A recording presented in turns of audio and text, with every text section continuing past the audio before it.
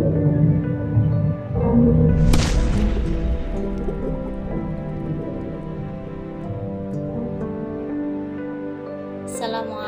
warahmatullahi wabarakatuh. Saya dari kelompok 3 ingin mempresentasikan tentang perencanaan proses, sumber bahan, dan media pembelajaran.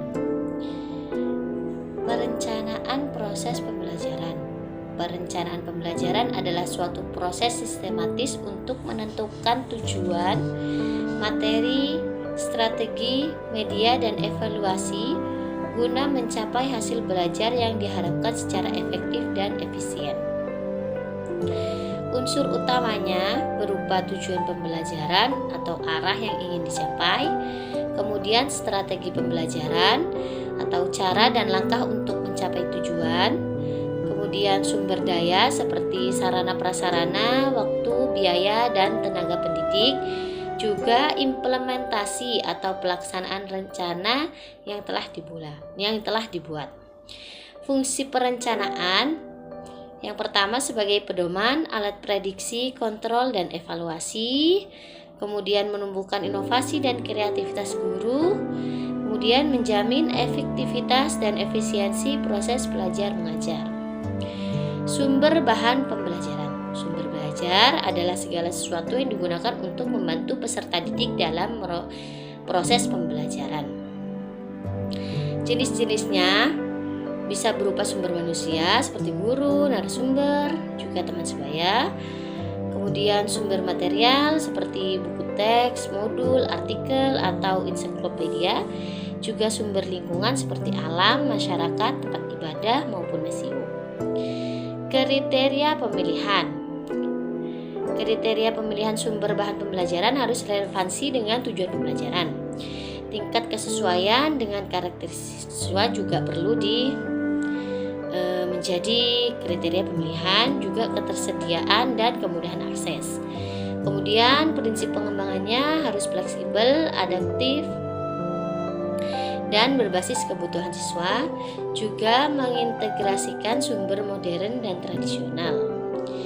Media pembelajaran. Media pembelajaran adalah segala sesuatu yang dapat digunakan untuk menyalurkan pesan pembelajaran agar tujuan tercapai secara lebih baik dan mudah digunakan. Fungsi dan manfaatnya adalah menarik perhatian dan memotivasi belajar siswa. Kemudian mempermudah pemahaman konsep abstrak, juga meningkatkan partisipasi dan aktivitas siswa.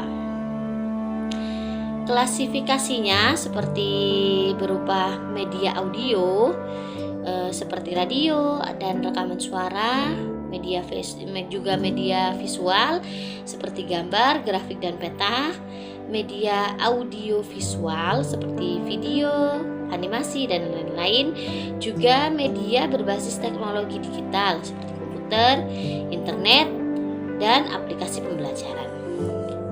Kriteria pemilihan media pembelajaran harus sesuai dengan tujuan dan karakteristik siswa. Yang kedua, praktis, efisien, dan ekonomis, juga mendukung tercapainya hasil belajar. Jenis metode pembelajaran. Ada beberapa jenis metode pembelajaran ya. Yang pertama adalah metode ceramah, yaitu guru menyampaikan informasi secara lisan langsung. Metode ceramah ini cocok untuk materi faktual dan banyaknya peserta. Yang kedua, metode diskusi, yaitu siswa saling bertukar pendapat dan ide. Metode diskusi ini merangsang atau menumbuhkan daya pikir kritis dan kerjasama siswa. Yang ketiga, metode tanya jawab, yaitu interaksi dua arah antara guru dan siswa. Metode tanya jawab ini membantu menggali pemahaman siswa. Yang keempat, yaitu metode demonstrasi, berupa guru memperagakan suatu proses di depan siswanya. Metode demonstrasi ini cocok untuk keterampilan prosedural dan praktik. Yang kelima, metode proyek, yaitu siswa belajar melalui pelaksanaan proyek tertentu. Metode proyek ini mengembangkan keterampilan kolaboratif dan manajerial siswa. Yang keenam, metode eksperimen, yaitu siswa melakukan kegiatan percobaan langsung.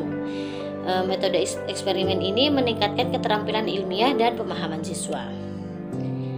Kemudian manfaat dalam metode pembelajaran. Ada beberapa manfaatnya ya. Beberapa itu seperti menstimulasi keterampilan berpikir tingkat tinggi, mempermudah pencapaian tujuan belajar, menyesuaikan pendekatan dan karakteristik siswa, meningkatkan partisipasi dan keterlibatan aktif siswa, juga memperkaya pengalaman belajar melalui variasi teknik. Kekurangan dalam metode pembelajaran, yang pertama, adanya resiko kendala teknis. Biasanya biaya yang tinggi ya, karena tidak semua sekolah misalnya memiliki fasilitas laboratorium atau sebagainya ya. Terus juga membutuhkan alat dan persiapan khusus, tidak semua materi cocok. Misalkan laboratorium saja cocoknya untuk pembelajaran biologi gitu, sedangkan tidak cocok untuk pembelajaran matematika dan sebagainya. Yang kedua, perlu persiapan yang matang. Jadi membutuhkan waktu lama dan sulit diterapkan dalam waktu yang terbatas.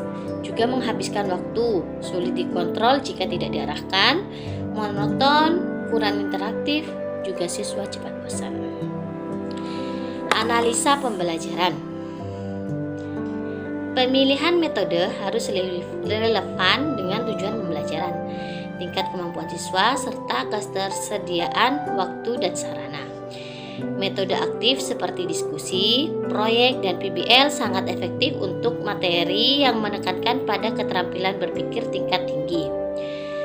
Metode ceramah atau demonstrasi lebih cocok untuk penyampaian informasi dasar atau keterampilan prosedural.